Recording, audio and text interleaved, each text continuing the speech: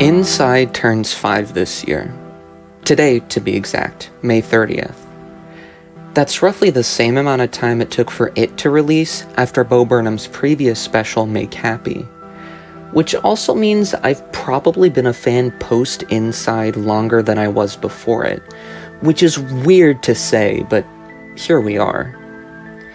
The special touches on a number of things, from social justice to social media, the ways in which we were all changed during the pandemic, and Burnham's reflection on a nearly decade-and-a-half-long career that started when he was just a kid.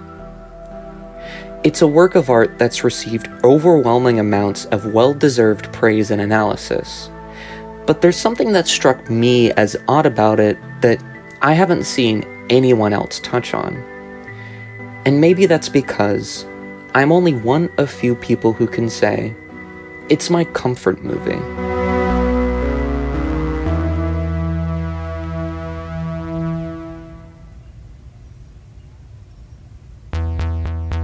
The special starts with what you might expect for a project that released in 2021, quirky songs about social interaction over the internet. There are probably a million examples of this kind of thing out there from that time, since being stuck inside during the pandemic, many people didn't have anything better to do. Plus, relatable humor is a cornerstone of the internet that we likely will never escape from. I do that.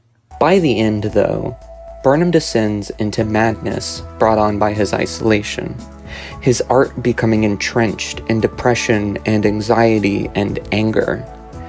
Though, in my many repeat viewings and listenings of the album, I found that much of this centered on one thing.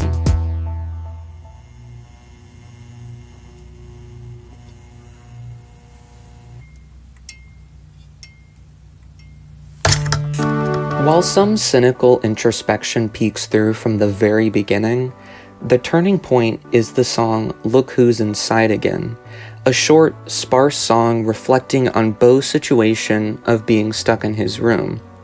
It's here where the true thesis of Inside makes itself known. Look who's inside again. There it is again, that funny feeling. You could make the argument that this is just the cracks forming in the facade that was early COVID optimism before everyone realized being inside all the time actually sucks, but I think it runs deeper than that.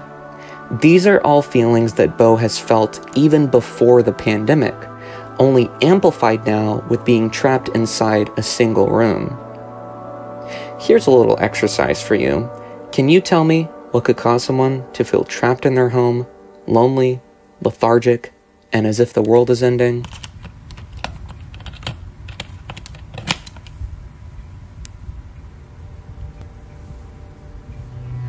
There are hints of a happier comedy special in Inside's earlier segments. A lighthearted romp through the growing pains the early days of the lockdowns had. But as the show goes on, it becomes increasingly clear that Inside doesn't need the pandemic to be relevant. People who lived normal lives complain about issues of isolation and aimlessness as if they're new, whenever it was just the water Bo swam in. It's a realization that makes the situation both less interesting artistically and incredibly depressing. To extrapolate from this a bit, All Eyes on Me serves as the climax of this realization. It's Burnham putting himself up on a pedestal as a guiding light through this difficult period. He's finally in a time where everyone knows what it's like to feel this way. His suffering finally has a purpose, and everyone should be worshiping him, praying for the sacrifice that his entire life has been, just so now he can put words to the feelings that no one else has been able to name.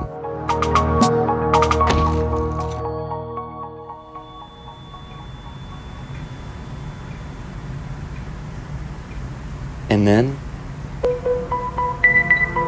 the ending of Inside has eluded me for the longest time.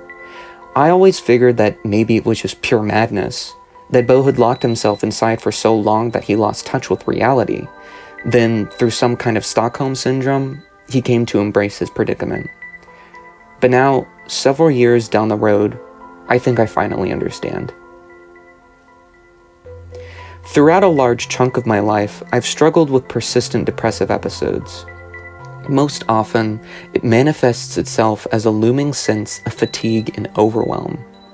When it gets really bad, I often seek comfort in art, in this special, because at the end of the day, inside is where you're safe. The pandemic gave us a rare opportunity to embrace this life. As bad as it was, everyone was going through it together. Then, while everything started to slowly go back to normal, Bo realized that he wasn't. That this feeling was going to stay forever, but the slack that was provided during the lockdown was being ripped away.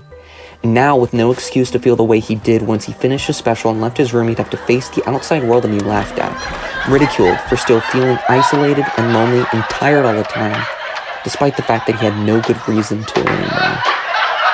No wonder he wanted to stay.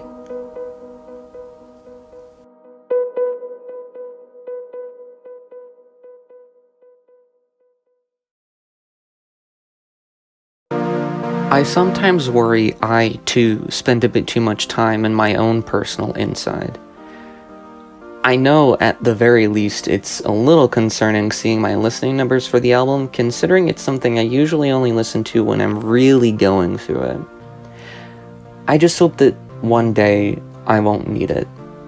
I have gotten better compared to a few years ago, and I'm going to get better a few years from now. I know it. It just can't be this bad forever. It'll stop any day now. Any day now. Any day now. It'll stop any day now.